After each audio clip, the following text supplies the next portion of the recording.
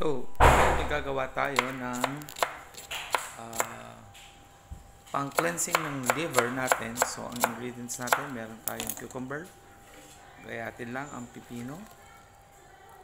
Yan. Napakabisang pang-cleanse ng inyong liver. Meron tayong celery. Yan. Gayatin din ang celery ng pino. Yan. Celery.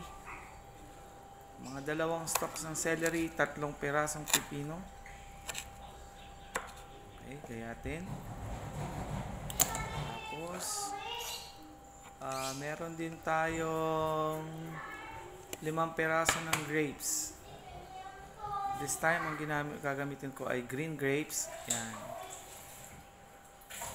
Grapes. At, hugasan natin yung grapes. Tapos, meron tayong water. Ilagay natin sa ating blender. Lahat ng ingredients. Paghaluin nyo na. Cucumber, celery, at grapes. 3 ingredients lang. Napakadali. Ang cleansing ng inyong liver. Kung kayo ay may fatty liver, napakabisa po nito. Yan ngayon ang ginagamit ko. Natin yung grapes. And then add a cup of water. Cup of water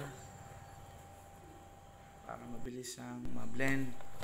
Yan. And then i-blend nyo na.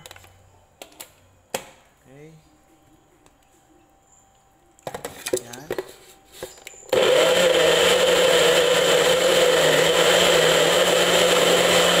Seconds.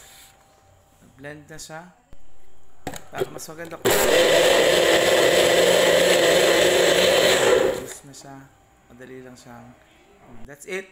Pang cleansing ng liver. Bye bye guys.